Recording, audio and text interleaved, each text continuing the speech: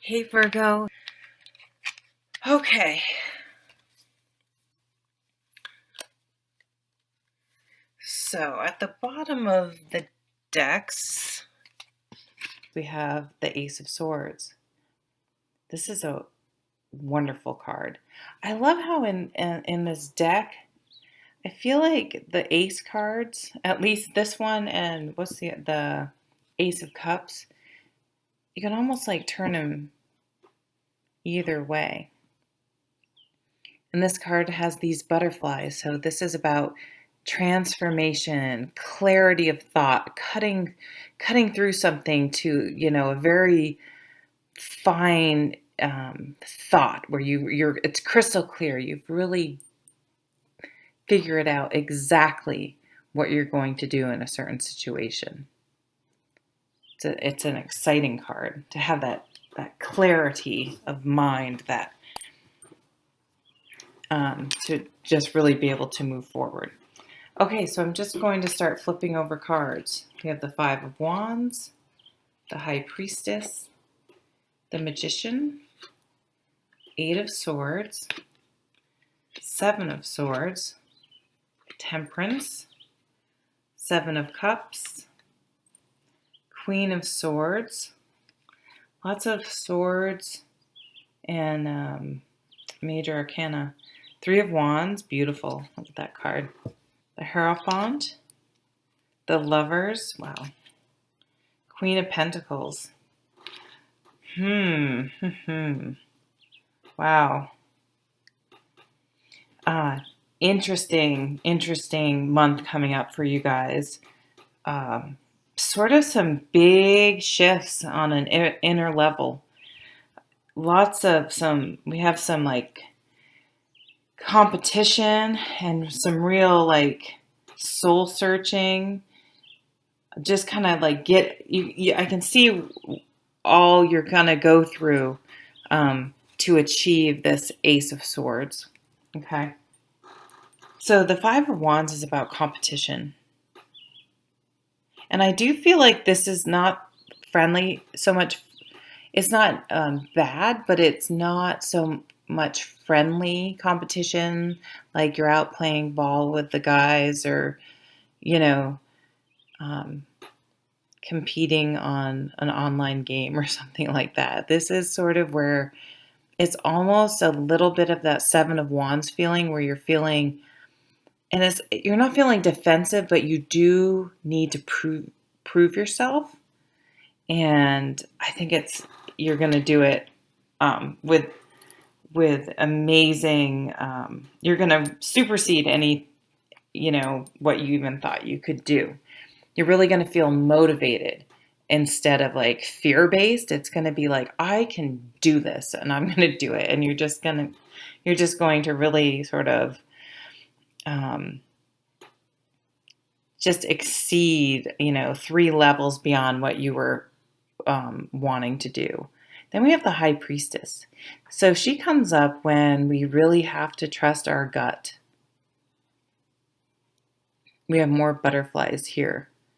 So I feel like that's tied to the Ace of Swords. So I really feel like using your intuition and really trusting your gut is going to be the key to figuring out this Ace of Swords, getting this clarity and transforming. And then we have the Magician. So I think this relates back to the Five of Wands, and it's saying that, this is you're going to, start competing. This fire is going to ignite in you, and you're just going to be like, I'm going to show them because I am confident and I know I do a great job, and watch me go. And the Magician is he's the one that can do that without any problem. He just manifests what he wants. And in this deck, he's even sort of surrounded by fire, the wand energy. Nice. Now, this happens a lot. We're competing and we're just trusting our gut and going for it. We're completely manifesting our dreams, and then our brain and thoughts get in the way, and we're either in denial about something, we don't want to face something, or we are becoming our own worst enemy and saying, oh, this isn't, you're putting up your own blocks, and just, yeah, beating yourself down and downplaying things and throwing up roadblocks, so that because you're a little afraid that you're actually going to do what you want and get what you want, it's going to be weird. You're going to be like, oh my God, this is what I wanted. Shit, this is what I wanted. And like, I don't know if I want it. Like when it happens. So you're going to go have a little bit of a, mental time. We have the Seven of Swords and next. And this card reminds you to, especially when you are in a competition, even if other people you don't feel are playing quite by the rules, that you make sure you maintain your integrity. Sorry, I think the lighting's a little poor. Let's see if I can move it. Ouch. I don't know if that helped or not, but so it reminds you to remain ethical regardless of what other people. Don't stoop down like this person to someone else's level. Okay. It also, in some cases, reminds you to really try to find a creative solution, but intellectual, not just very well thought out plan, and go for it. And a lot of people, I don't think, make plans like really practice. They kind of have an idea what they want to say, but this person is going to choose every single word correctly to try to talk their way into a situation. And so this card can be seen as negative, but I think it's also a creative card when used in the right way. So you're not trying to, do something illegal, but you're trying to find a different way in. And that can be considered creative as far as I'm concerned. Okay, then you have Temperance. So Temperance is coming in and saying, look, you're getting a little, let me see if I can trick the light. There you go. You were really starting off really fiery and bright, and then your brain kind of got in the way and made you a little mental and maybe overthinking things. So Temperance is just saying, it's okay, balance. Keep things in perspective. Here are our butterflies again. So this is another key. I can see the stepping stone. Here's the Ace of Swords we're trying to get to. That's kind of the underlying theme or outcome or foundation. Then we skip to the High Priestess with the butterflies. Now they're back with Temperance. So these are kind of these big stepping stones with some of the stuff in between. So then we're I think this is what we're sort of doing. The Seven of Cups is just playing things over and over and sort of having too many ideas and imagining too many things, and maybe being like a little, not finishing, kind of maybe compulsive, like starting one thing and not finishing, starting another thing, not finishing, and not really just settling down and focusing and keep, persevere to make things happen and not just kind of start something and bounce to something else. So we're trying to balance the two sevens too on either side of Temperance. So then we have the Queen. And when the Queen of Swords is around and there are butterflies, let me see if I can there we go. There are butterflies here. So here we go again. She cuts away any BS and really gets to the truth, to the heart of the matter. The truth will come out.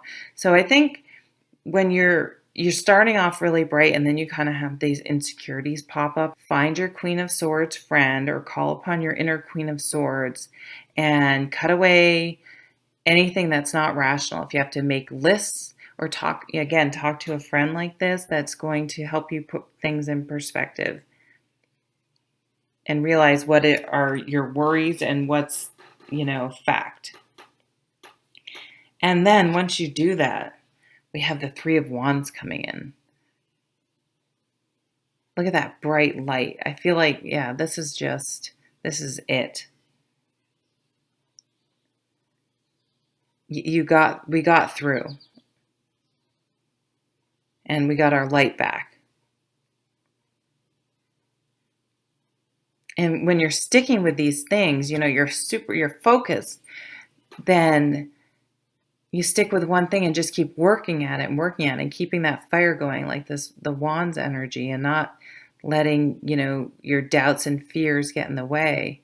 You're really going to start to see some things happening.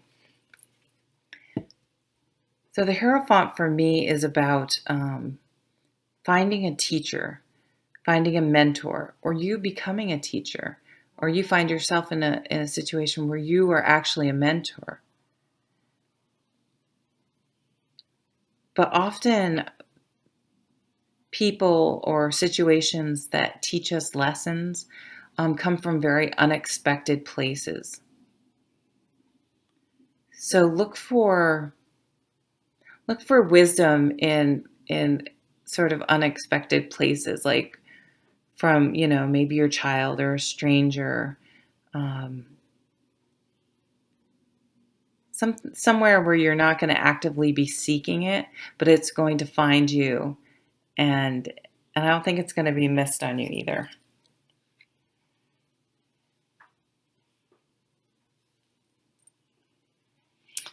This card can also talk about traditional things. So if this is about business, make sure you do it the right way and do a little bit of research and make sure you set up things the way you need to. Then we have the Lover's card. This is about commitment, about choice, about whatever you say is a priority in your life, making sure that you're choosing that priority. If you say it's a priority, that you're choosing that over other things, a majority of the time, if it's a priority.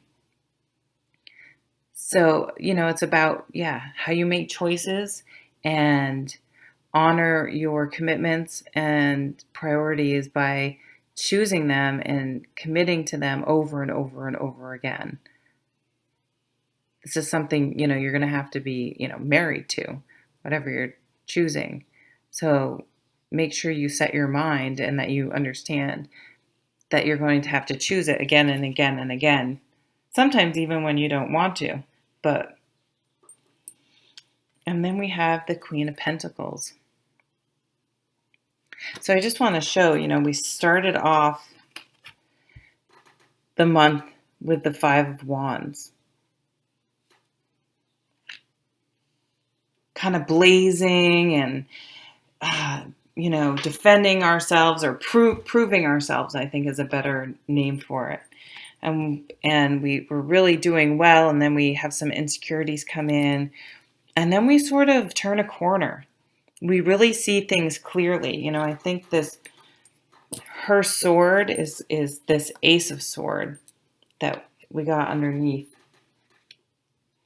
And things just become really clear. And here it is again, just clarity.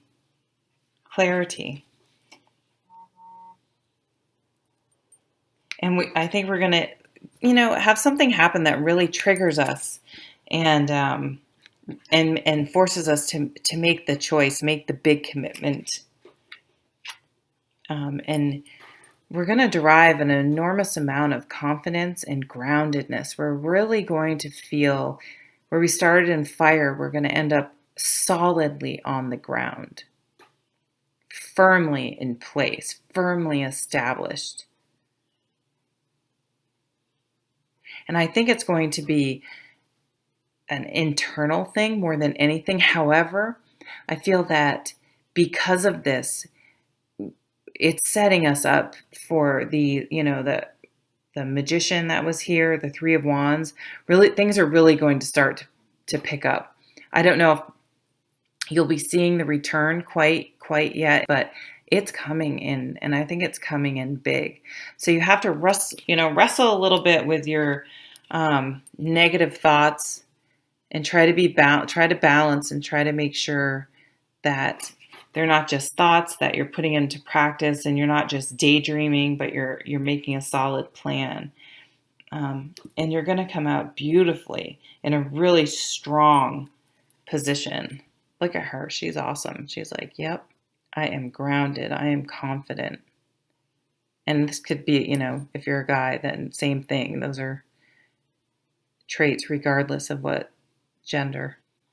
So thanks again so much for supporting my channel. Thanks for watching.